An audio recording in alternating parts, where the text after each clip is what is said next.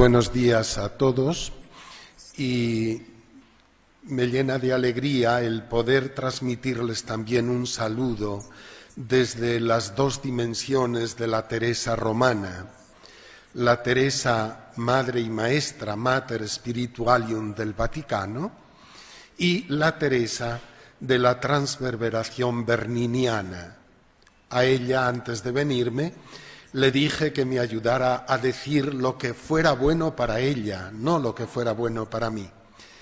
Aprovecho también para saludar a todos esos que nos siguen a través de Internet, alguno de los cuales me ha hecho ya sus comentarios. Un saludo a ellos y especialmente a una comunidad de carmelitas italiana que está siguiendo también este simposium a través de Internet. Tienen el esquema, me parece, es un esquema sintético, pero pienso que puede ser claro para ayudarnos en la reflexión. Yo me atendré a los puntos que están ahí. Entonces, cuando yo hable, verán que se pueden ubicar facilísimamente en esa indicación que tienen en el esquema. Empezamos. En las últimas líneas del libro de la vida, Santa Teresa, personalmente, nos descubre el carácter del mismo. Comunicar esta mi desbaratada vida. Y hace referencia a las personas a las que se lo entrega, porque desea compartirlo con ellas. Para ellas, como destinatarias primeras, Teresa se ha atrevido a concertar la narración de su vida y está dispuesta a entregársela sin cortapisas. La ha escrito con toda llaneza y verdad que yo he podido, y con ello pretende que por mí se alabe algo al Señor. También porque, como ya había indicado anteriormente, en lo más íntimo de sí misma desea engolosinar a las almas de un bien tan alto. Y esto, evidentemente, podemos intuir que va destinado a las destinatarias o destinatarios finales, entre los cuales nos encontramos también hoy nosotros. Podemos afirmar que el libro de la vida es el más personal, el más vivo, el más dinámico y el más comunicativo salido de la pluma de la Madre. Es el libro que mejor se identifica con Teresa y que mejor nos la presenta. Es sencillamente el libro de la vida de Teresa. De hecho, en el trasfondo del mismo se encuentran dos coordenadas fundamentales. En primer lugar, hacer luz en su vida y, en segundo lugar, comunicarla. En el libro de la vida, Teresa se nos presenta buscando la verdad de su vida, pero también la verdad de Dios. Y no quiere retener esta verdad que intuye, que descubre, que posee, no quiere retenerla para sí solamente. Si es don de Dios para ella, lo es también para los demás, lo será para todos.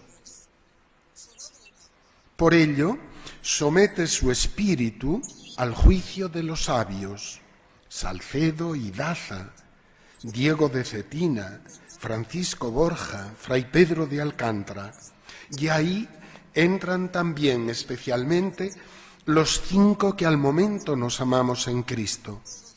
Coordenadas estas que la misma Teresa manejará admirablemente a lo largo de toda la composición del libro.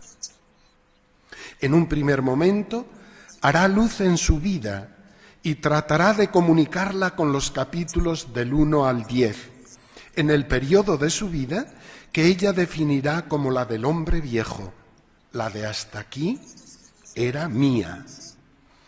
Y después, en los capítulos 23-31 de la redacción final, es decir, el periodo de su vida correspondiente a la vida del hombre nuevo, vida nueva, por eso se trata también de libro nuevo, porque el protagonista será Dios.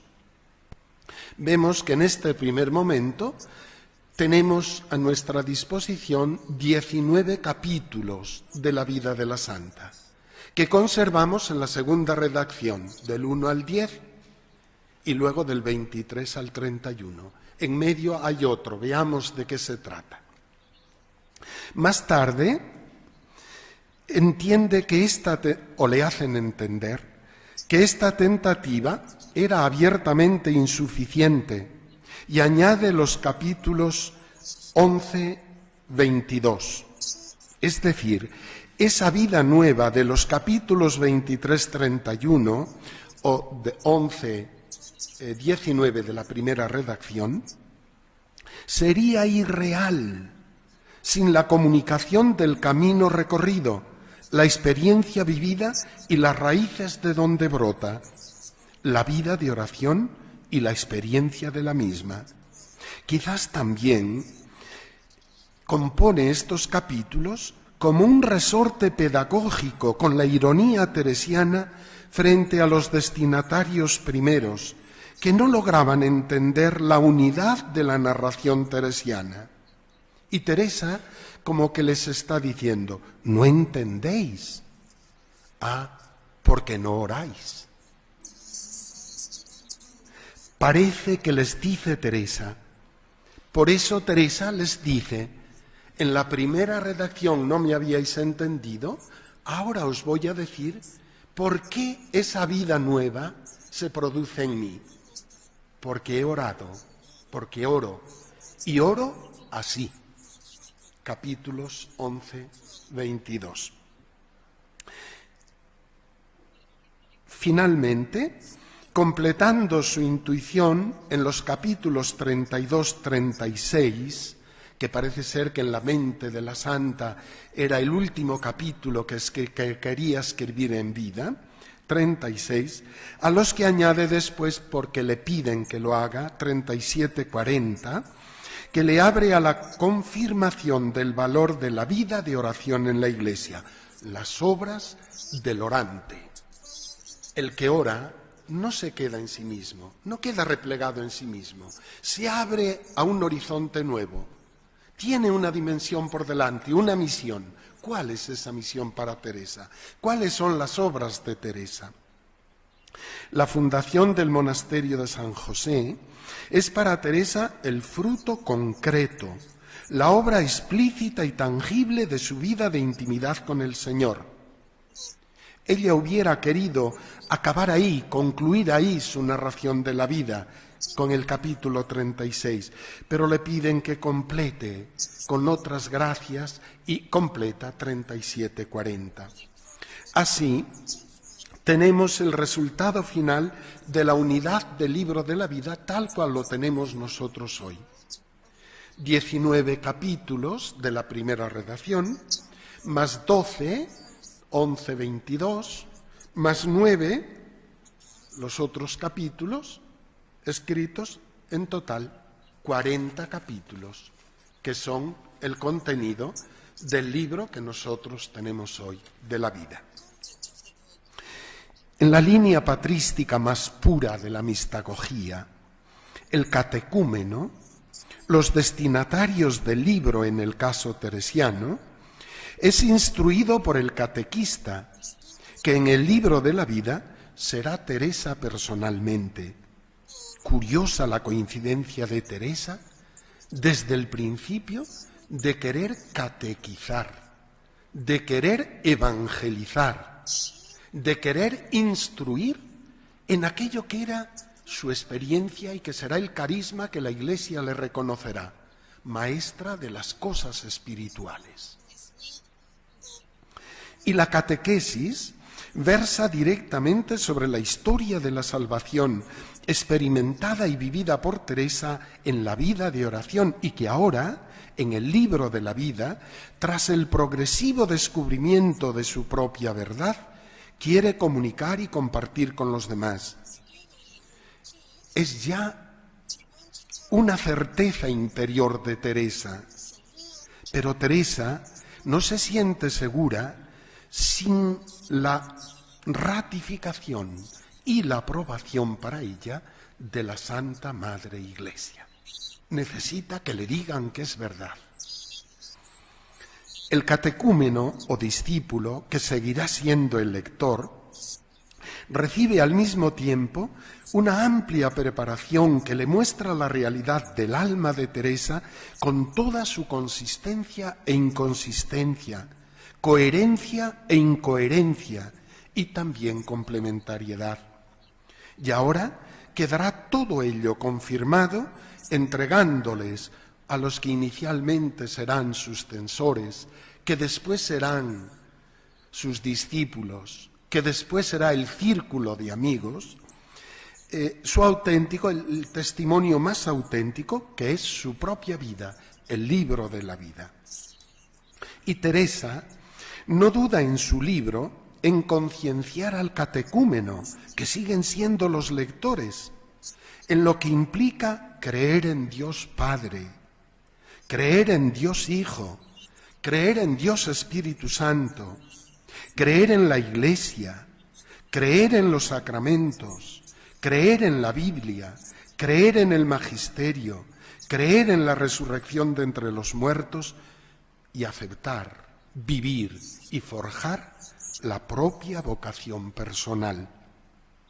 Aquello que para la Iglesia, con el misterio de la Pascua, se presenta como la macrohistoria salutis, con el exultet pascual, Teresa lo presenta a sus catecúmenos, los lectores, desde la visual de su personal microhistoria salutis. Será para Teresa su Magnificat personal. No en vano, Teresa había pensado en su libro como el libro de las misericordias de Dios. Y así Teresa asume el rol de catequista y de mistagoga con el libro de la vida. La semana o periodo prepascual en la mistagogía cristiana preparaba al catecúmeno para la iniciación en la vida cristiana, asistencia diaria a la Iglesia, para participar en la oración, el ayuno, las enseñanzas, para aprender. La conclusión de este periodo es la inserción a través del bautismo en el misterio de Cristo resucitado.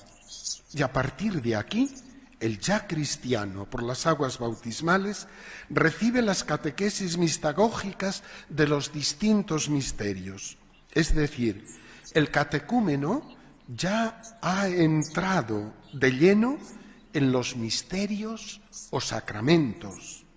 Lo aprendido es ahora celebrado en la vida de la Iglesia. Y aquí empieza propiamente el otro tiempo de la mistagogía, el crecimiento del cristiano en el misterio de Dios. Todo un camino por delante que se irá verificando etapa por etapa hasta llegar a la cumbre del camino en la experiencia máxima de la comunión, que se convierte para Teresa en lección, intercomunión, testimonio, comunicación.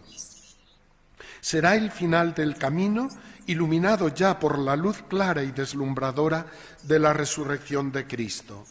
El catecúmeno, que inicialmente era buscador de la luz de Cristo, se transforma ahora misteriosamente en Cristóforo, en luz de Cristo, ya que de ahora en adelante, si bien será Cristo la luz de la vida, la de Teresa será la verificación más plena de que la luz de Cristo está también presente en la vida de los humanos, y estos, los humanos, nosotros, somos sus portadores.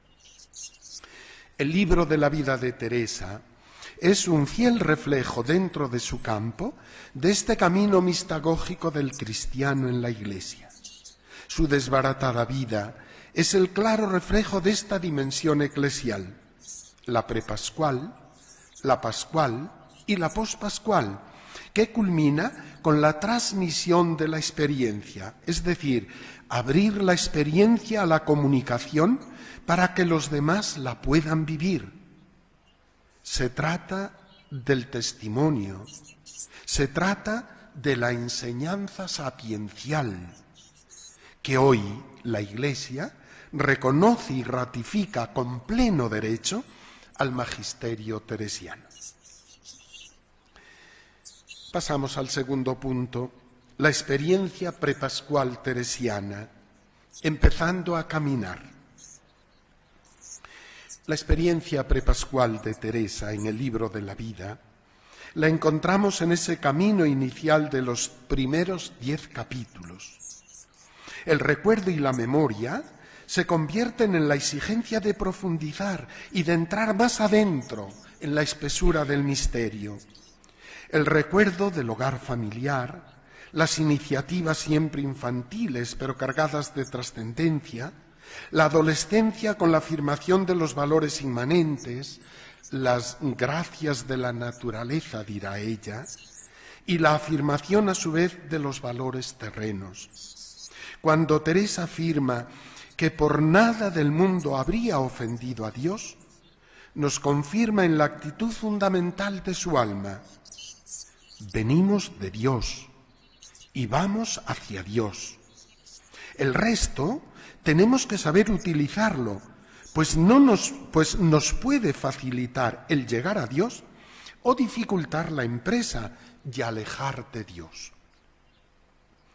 Los posibles contrastes ante los valores inmanentes y trascendentes en la juventud teresiana son a su vez la confirmación del valor de la normalidad de la vida de Teresa. Yo subrayo, la normalidad. Lo contrario hubiera sido anormal. El recuerdo del hogar familiar.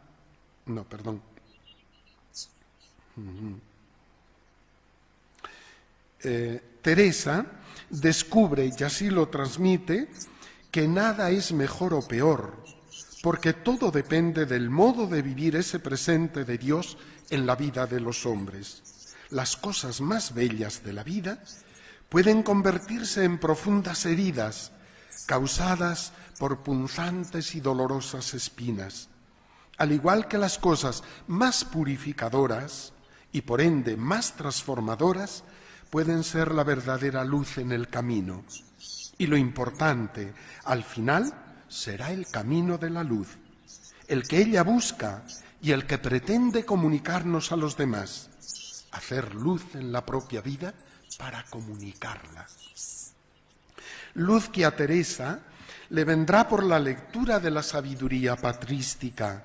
Hemos oído San Jerónimo, San Gregorio, San Agustín, que le vendrá también por el ejercicio de la interioridad en neto contraste con la extroversión, Francisco de Osuna, por el ejercicio y la práctica de los sacramentos, por la lección divina, por la oración de la Iglesia, oficio divino, y por la devoción y devociones reconocidas por la Iglesia, a la Virgen, a San José, a los santos, y todo ello envuelto en el ejercicio del amor trascendente que para Teresa supone la vida de oración en la sincera búsqueda de la voluntad de Dios. Los acontecimientos humanos o sobrenaturales que sean, solo tendrán valor en esa óptica. El resto será distraer, retrasar o tergiversar la verdad y la luz del ideal. Uno de los valores recibidos y transmitidos por Teresa es el de la amistad humana y amistad divina. Son muchas las referencias que encontramos al respecto de la experiencia humana en la amistad teresiana, en el hogar, en Santa María de Gracia, en la Encarnación, la amistad humana con aquellos 5 que al presente se aman en Cristo, amistad que es sintonía, que es solidaridad, que es comprensión, que es cercanía, que es empatía, y que encontramos en su experiencia orante de gracia y contemplativa de la amistad divina.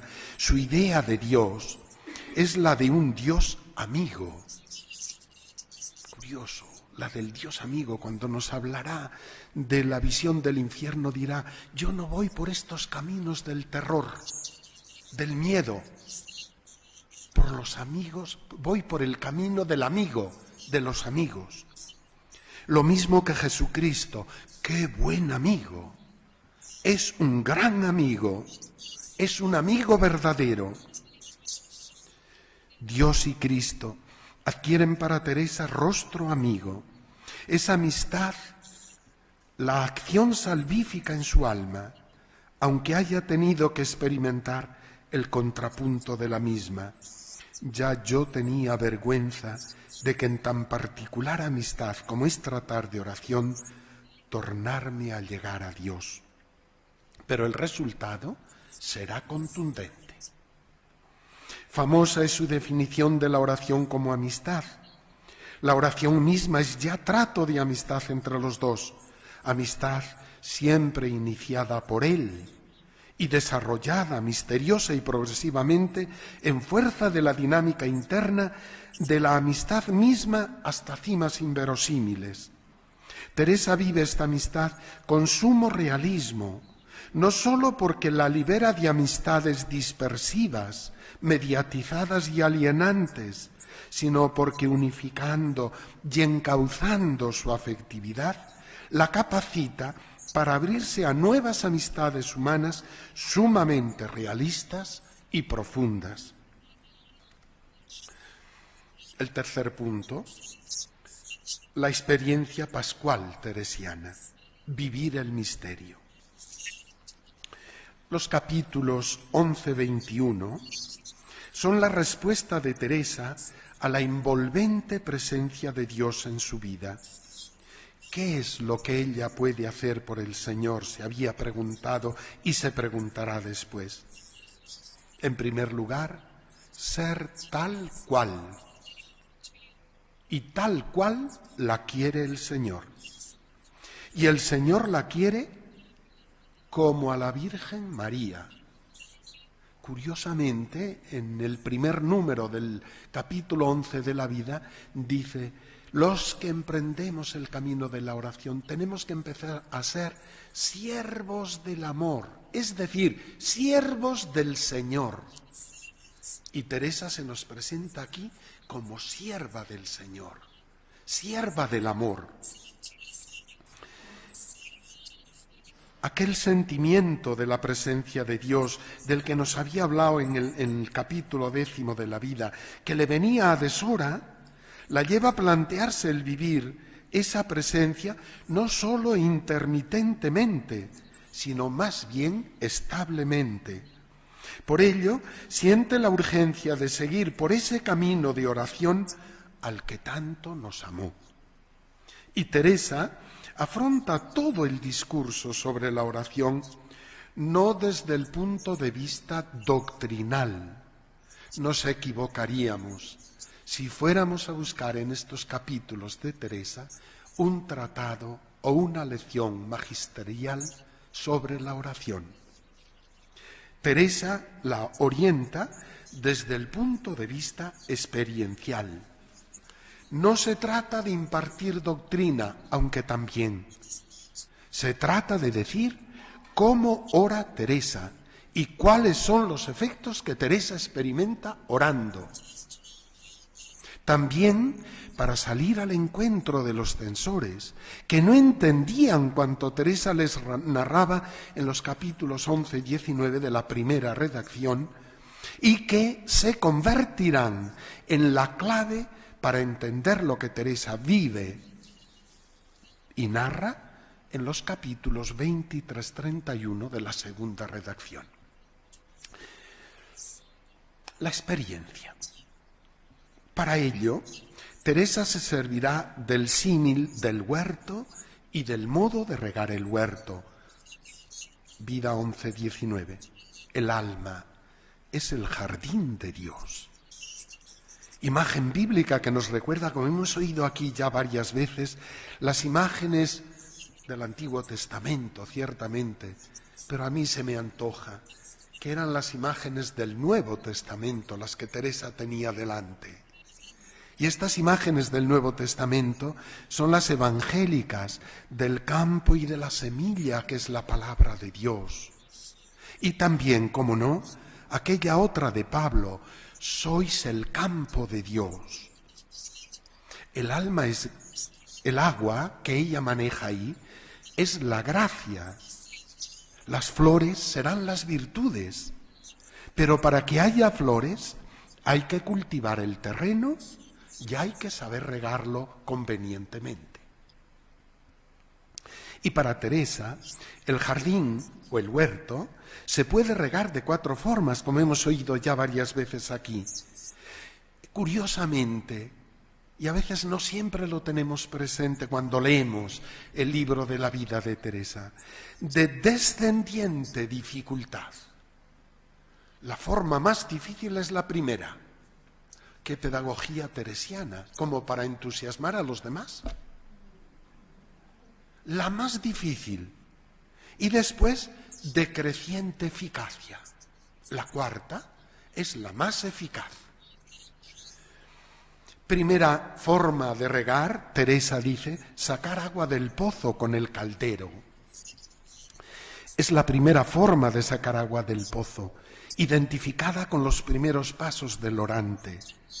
El trabajo es particularmente pesado, fatigoso, cansado, teniendo que hacerlo a fuerza de brazos.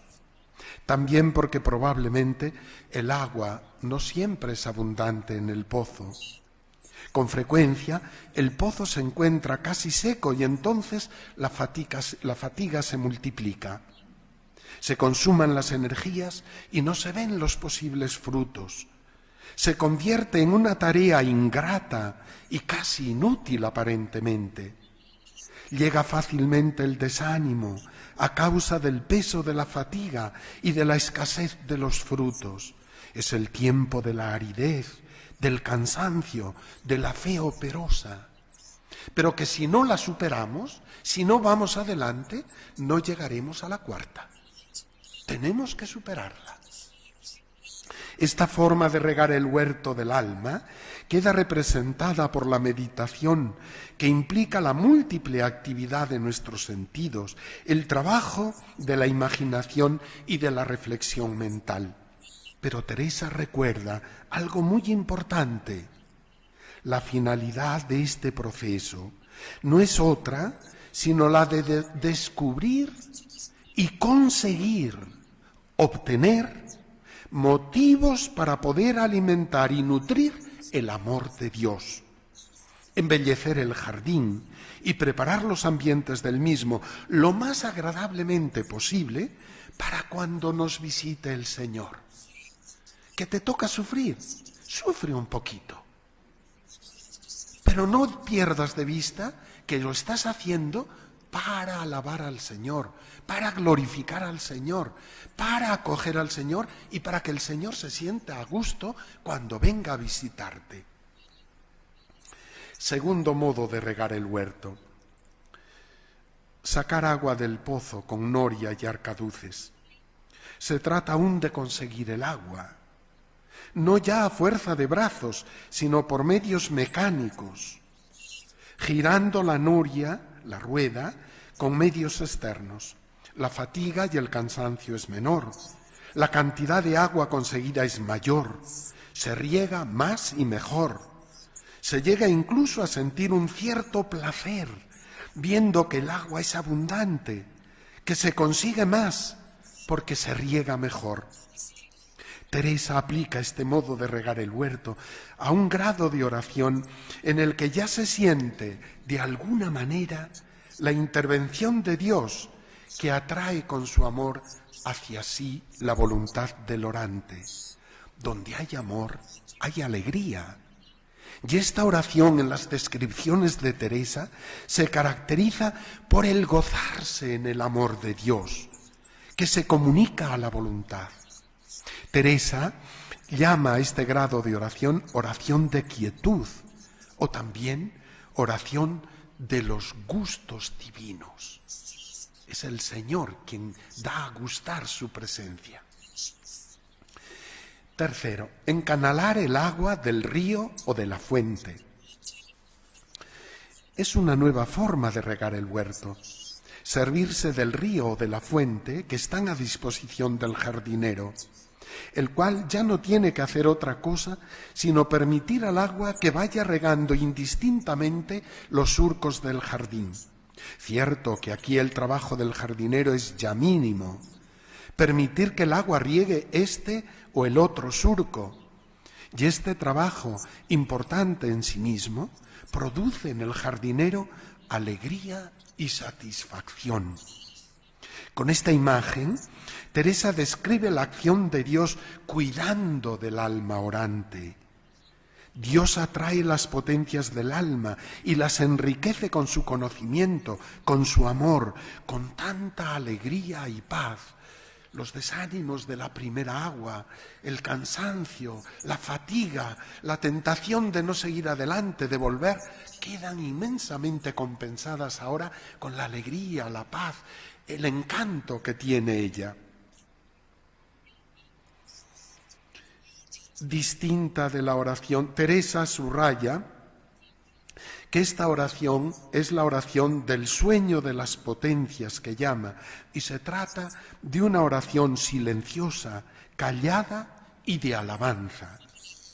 Subraya también Teresa cómo en este grado de oración puede existir una gran actividad externa en obras de caridad. Curioso esto, parece que si oramos tenemos que cortar con el mundo externo. Y Teresa dice, no, aquí en este grado, el tercero, hay una gran actividad externa en obras de caridad que produce grande alegría interior y exterior, distinta de la oración silenciosa cuando el alma contempla. Pero se podría afirmar que este grado de oración corresponde particularmente a ciertos santos de la caridad, los santos de la acción social, los que transforman la sociedad, incansables operadores del bien, probablemente porque son empujados a ello por la constante y profunda vida de oración. Dios mismo los favorece. Es la fusión de Marta y María. Los biblistas ensalzan la figura de María como lo máximo a lo que podemos aspirar. Teresa, con esa ironía femenina, subraya y valora el papel de Marta. Y cuando después en las moradas últimas, al final, tenga que hacer la confrontación entre una y otra, dice, muy bien María, muy bien, sí, si el Señor nos llama a la contemplación, vayamos, pero pensad, ¿quién habría dado de comer a Jesucristo si Marta no le hubiera hecho la comida? ¿Dónde habría tenido que ir a comer? Si viene a nosotros, a nuestra casa, seamos coherentes, hagamos todo. Y con cuarto grado, y con el agua de la lluvia. Se trata del cuarto modo de regar el huerto, con el agua de la lluvia que pacífica y abundantemente desciende del cielo. Aquí ya no hay trabajo por parte del jardinero, solamente se vive el gozo providencial de la lluvia y la contemplación extasiada de la lozanía del jardín, nunca antes tan bellamente florecido y perfumado. Se trata, pues, de una experiencia tan particular de Dios que desemboca en el impresionante florecer de todas las virtudes. La santa aprovecha para describir la irrupción de la comunicación de Dios, tan imperiosa que lleva al alma al rapto, es decir, causa la enajenación de los sentidos para que la acción divina actúe con mayor libertad. Y esta es la oración que Teresa llama de unión plena y que llega sorpresivamente. El alma es consciente de vivir aún en la tierra, pero sin embargo se encuentra como muerta. Los efectos de esta oración, Teresa los presenta en el capítulo 19 y habla de lágrimas de alegría. ¿Ves los contrarios? Lágrimas Cuando uno llora parece ser que llora por un motivo negativo. Y aquí Teresa dice lágrimas de alegría. Teresa nos dice también, el alma tiene un valor y un coraje increíbles. Nada ni nadie le hará, incluso dice, incluso al momento de testimoniar la verdad, ni por un puntito de honra dejará de decir la verdad a quien sea. De la comprensión de la propia vida a la luz de la misericordia de Dios, la sola existencia del alma, favorecida de este modo de vivir en Dios, es ya un servicio benévolo a los demás. Y ella sabe que la cruz en su vida seguirá siendo condición previa e indispensable, sobre todo para poder seguir superando la acción callada, pero abierta e intencionadamente del diablo, que incluso aquí intenta actuar, que sigue actuando. Por ello, Teresa insistirá en no dejar la oración, porque a pesar de las posibles caídas, primero me cansé yo de ofenderle que su majestad dejó de perdonarme. La celebración, eso que tenéis ahí. Toda esta catequesis sobre la oración, apoyada en la experiencia personal de Teresa, le sirve para presentar las consecuencias de la oración. Pero Teresa es consciente que ciertas gracias de Dios necesitan una preparación previa. Caer del caballo cayó San Pablo, pero normalmente nosotros necesitamos hacer un recorrido, un itinerario. Porque las gracias necesitan ser comprendidas en toda su dimensión. Y aún así el Señor se manifiesta para el bien de todos y las manifiesta para su gloria eterna. Y es curioso constatar esta dinámica en el libro de la vida de Santa Teresa. Ha dicho ya a sus confesores, censores, y que se están convirtiendo en discípulos, ¿dónde está la fuente de la vida espiritual? El Hijo de Dios, por el bautismo, manifiesta su filiación cuando de corazón pronuncia la palabra Padre, cuando se siente hermano en el hermano Cristo, cuando se deja transformar por la acción misteriosa del Espíritu.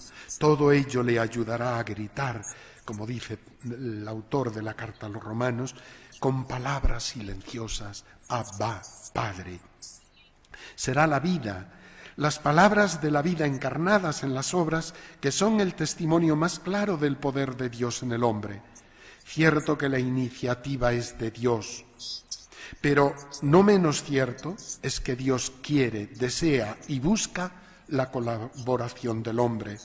Y ahora Teresa, en el recuento de su desbaratada vida, siente la necesidad de gritar las obras de Dios en ella, y lo hará con sencillez, la sencillez de una mistagogía encarnada en el misterio salvífico operado en ella. El misterio de Dios es uno de los posibles dones de Dios mismo a las almas dispuestas a acogerlo. En esa maravillosa aventura hacia la comunión plena y la fidelidad total del amor de Dios, Dios mismo va disponiendo el alma, y al igual que el enamorado, antes de llegar el momento de la entrega total de sí mismo, regala y obsequia con tantos dones a su amada como expresión y anticipación de su anhelada entrega en la fidelidad. Así el Señor se va comportando también con Teresa. La oración constituye la base de su experiencia progresiva del conocimiento de Dios y que se ha propuesto cual extraordinaria mistagoga comunicarla y contagiarla a los demás. Atención, no solo a los censores, que sí, que va a ellos, pero también a sus otros destinatarios virtuales. Repito, también a nosotros. Y lo hará narrando toda esa misteriosa acción de Dios a través de las gracias místicas recibidas. Nos hablará de los raptos, del éxtasis, de la levitación, del vuelo del Espíritu, pero todo ello no como finalidad, Será el principio de dones divinos más extraordinarios. Será lo que después nos narrará en las séptimas moradas el matrimonio espiritual. En el capítulo 22, Teresa presenta una determinada e incontrastable defensa acerca de la importancia de contemplar la humanidad de Cristo, incluso en los más altos grados de la vida mística.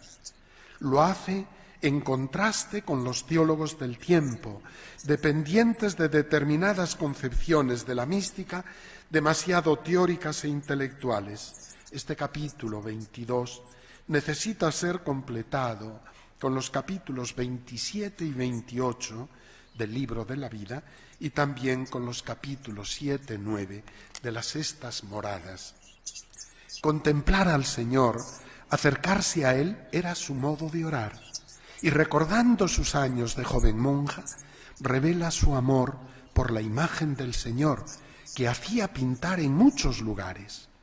Era como una necesidad del corazón de Teresa. Y con tanta sencillez y humildad, Teresa nos abre su corazón con estas palabras. Había sido yo tan devota en toda mi vida de Cristo, quisiera yo siempre traer delante de los ojos su retrato e imagen, ya que no podía traerle tan esculpido en mi alma como yo quisiera. Búsqueda teresiana de Cristo, que pasó por el crisol de una crisis compleja. Fue una crisis de la oración y una crisis de la vida religiosa, que Teresa nos cuenta con acentos dramáticos en el capítulo 7 de la vida. Pero sobre todo, a mi modo de ver, y a mí me da la luz para entender toda aquella crisis de Teresa, que no tenía motivos para tenerla, pero que la tuvo. Digo que Teresa, pero sobre todo, parece que fue una crisis cristológica. Se habría tratado de un enfrentamiento temporal frente a Cristo y su humanidad, como que habría renunciado a ello. Y al renunciar, como que se encuentra vacía, como que no encuentra ya el sentido, como que huye. Y fue por vía de las imágenes, oh nuestros iconoclastas, que aquella búsqueda de Cristo se abrirá a un camino de conversión en el que Cristo mismo, con su imagen viva y su rostro luminoso, vendrá a buscar ahora a Teresa. Y ahí es donde viene toda esa forma de revelación de Teresa, la revelación del libro vivo. Yo te daré el libro vivo, con el yo, ese yo, el yo de Cristo en Teresa. No te aflijas, porque yo te daré el libro vivo y yo cumpliré lo que te he dicho. Estate tranquila. La revelación de Cristo como palabra, la revelación de Cristo como presencia, la revelación de Cristo como luz, la revelación de Cristo como rostro de luz y la revelación de Cristo en la plenitud de los misterios. Aquí nada más lo enuncio, lo tendréis largamente expuesto en la ponencia. Cuarto, experiencia pospascual teresiana, vivir para. La experiencia pospascual la podemos encontrar en los capítulos 32-40. Son los capítulos que verifican las obras de la nueva vida en Cristo. Se trata de comunicar la respuesta amorosa de las obras hechas en correspondencia al tanto amor recibido por parte del Señor. Podemos afirmar que se trata de las obras del orante, de todo orante. El orante no es una isla, necesita tierra abierta para contagiar del amor que recibe de Dios el corazón de los demás. El orante no es un egoísta, no es un solitario, no es un introvertido. El orante, en el pensamiento de Teresa, es el constructor de un cielo nuevo y de una tierra nueva. El orante representa para Santa Teresa el otro mundo posible. Y aquí descubrimos la otra línea de la mistagogía teresiana: meter por los ojos del catequizando, los lectores, la grandeza y el poder de Dios, la incuestionable fecundidad de la vida del orante abandonado a la voluntad de Dios. Ella lo irá viviendo así, con la conciencia clara de saberse instrumento del Señor. Santa Teresa entiende la fundación de San José como una alternativa de vida y que forma parte de las obras del nuevo estado de vida. San José es un ideal de la nueva criatura en Cristo. Teresa, la vida de Teresa, la vida en Cristo de Teresa, no solo es una vida para ella, en ella, sino que es para los demás. La materialidad de la casa de San José, aun cuando sea costosa su edificación, no es lo más importante. Significa la envoltura externa de lo verdaderamente importante, la concreción en las personas y en las vidas que viven el ideal del carisma original, el de Teresa. San José de Ávila es el grano de mostaza que explica el porqué de la vida del carisma personal de Teresa, el carisma de fundadora. Y yo creo que llega la hora que nosotros, los hijos de Teresa, no hablemos ya más de reformadora, sino que hablemos de verdad, con todo título, de fundadora. Y así presenta Teresa, que emprende la fundación hacia 1560 por inspiración divina. Vida 32:12, qué bonito texto este. Allí el Señor le dice: irás, vete, yo te mando, contigo iré yo, contigo irá Cristo, contigo estaremos todos. No tengas miedo, que se realizará. Antes o después esto se hará. El pequeño Carmelo de San José fue definido por Teresa rinconcito de Dios. Esta bendita casa, me dijo el Señor que era esta casa paraíso de su deleite, y es que su construcción fue el fruto de una misión personalmente concedida a Teresa por parte del Señor. Y si Teresa funda San José, no lo hace por propia iniciativa, ella es una mandada, es una enviada. Será como la patente carismática de fundadora. Y la vida que en aquella casa se fragua es el fruto de la recepción de su carisma de madre y de fundadora por parte de sus hijas. Teresa funda San José accionada por un impulso interior y con la mira puesta en la gloria de Dios. Para ella se trata de una pequeña empresa de iglesia, por poner en marcha el estilo de vida comunitaria y normalizar el rezo litúrgico a servicio de la iglesia.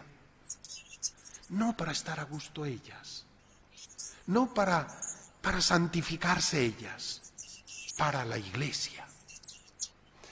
Los contenidos vivenciales de su carisma nos los ha expuesto brillantemente el Padre Tomás y yo no tengo por qué insistir más en ellos. El humanismo, el misticismo, el servicio apostólico. Y este servicio apostólico con viva atención a los reclamos y necesidades de la Iglesia y del entorno social, también de los más pobres, también de los no creyentes, también de los pecadores, también de los alejados del Señor. Todo esto Teresa lo reinventa en el capítulo 36 del Libro de la Vida y que no voy a insistir más en ello para evitar repeticiones ya dichas y cansaros demasiado. ¿Cuál es el trasfondo que explica todo esto? Teresa, fiel a su pedagogía mistagógica, sabe que San José sería inexplicable sin su experiencia de oración. pero sabe también que su vida de oración hubiera sido inviable sin la acción misteriosa de Dios en ella y desde ella para la Iglesia. Así recuerda el valor de la palabra de Cristo, esa palabra de Cristo con el famoso ego sum, yo soy. No hayas miedo, hija, que yo soy, y no te desampararé, no temas, yo cumpliré lo que te he prometido. Así recuerda también aquí Teresa los gestos maravillosos de Dios para con ella, la gracia impresionante de la transverberación, la impresionante visión del infierno, la tiernísima visión de la Virgen con el collar y la cruz que le coloca al cuello, la subida al cielo de la Virgen, la visión de los bienaventurados del cielo, entre los que sorprendentemente ella descubrió a su padre y a su madre, y se le llenó el alma de alegría.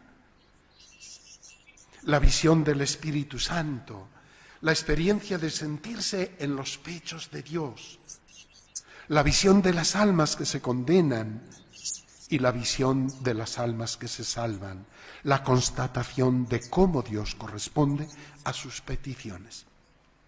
Podría parecer que después de todo lo dicho ya no hubiese más que añadir. Parecería que lo más lógico sería cerrar los ojos y adorar en silencio el misterioso designio de Dios para con Teresa, encarnado en la concreción de lo que ella definió, mi desbaratada vida, y que nos ha ido presentando a lo largo de los caminos de su vida. Es curioso constatar cómo después de todo este esfuerzo mistagógico teresiano, aún le quedaba a Teresa en el alma una triple lección que impartir. Primera, el descubrimiento de la divina verdad, una verdad que es cumplimiento de todas las verdades. Segundo, el encuentro de la maravillosa y clara luz de Cristo, que ahora se le manifiesta como en un espejo tridimensional. Y tercera, la verificación de que Dios es como un muy claro diamante, y este diamante es muy mayor que todo el mundo. Muy de paso, había ido Teresa haciendo referencia a la realidad del misterio de la Iglesia, pero ahora, ya al final, siente la necesidad de explicitar su amor a la Iglesia. Comencé a suplicar a su Majestad por la Iglesia. Teresa había contemplado la Iglesia triunfante y sabía de la Iglesia purgante, pero ella está aún en la Iglesia militante. Y en esta Iglesia militante, nos dirá ella, habrá muchos mártires, porque han de defender la fe en tan gran necesidad como ahora tiene la Iglesia. Y ella se identifica con esta causa que elevará en el camino de perfección a razón de existencia de su familia carismática, servir a la Iglesia. Por ello aquí exclama, dichosas vidas que en esto, en servir a la Iglesia, se acabaren. Dichosas vidas. Los apóstoles, los catequistas, los sacerdotes, los obispos, todos los que sirven a la Iglesia, pero también vuestras vidas, las vidas de sus hijas, escondidas en clausura. Bienaventuradas vuestras vidas si se consuman en este servicio de Iglesia. Una última palabra y con esto concluyo. Todo el libro de la vida es como una clara comunicación de su experiencia de Dios, experiencia de Cristo, experiencia de la Iglesia y de tantos otros valores humanos vividos y experimentados por ella. Comunica sus esfuerzos por empezar a caminar, también sus esfuerzos por mantener el paso y finalmente sus esfuerzos por perseverar en el amor recibido. Nada, consuélense, nada le resulta fácil, pero todo le es posible en la medida de la gracia recibida que la envuelve y la desborda. El libro de la vida de Teresa testimonia una experiencia espiritual, Existe la narración, existe la palabra profética, encontramos también la enseñanza sapiencial y nos encontramos constantemente con las oraciones mistagógicas, pero a la vez suscita una experiencia espiritual, no solo en ella, en todo lector, en quien entra en contacto con ella.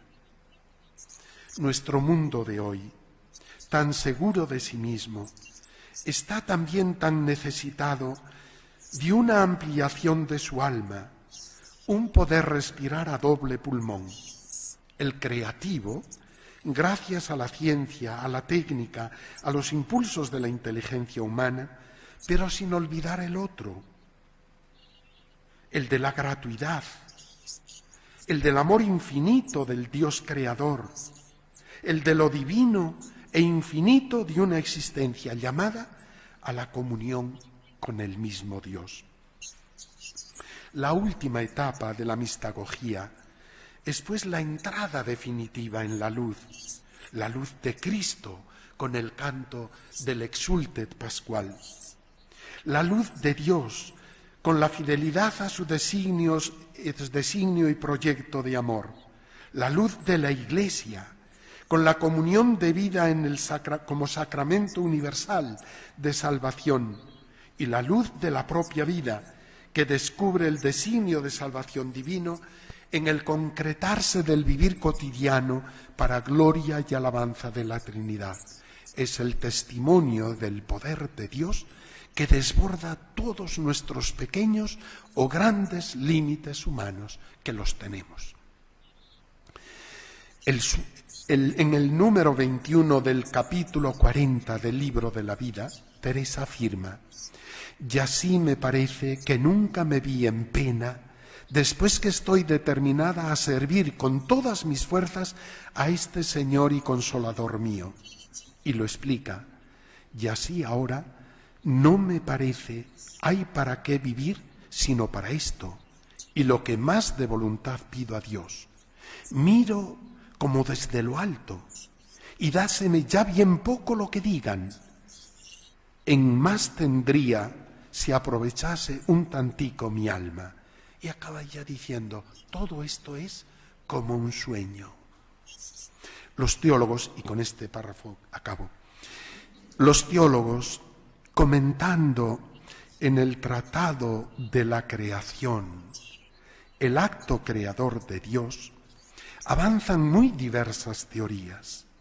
Una de ellas es la del sueño de Dios.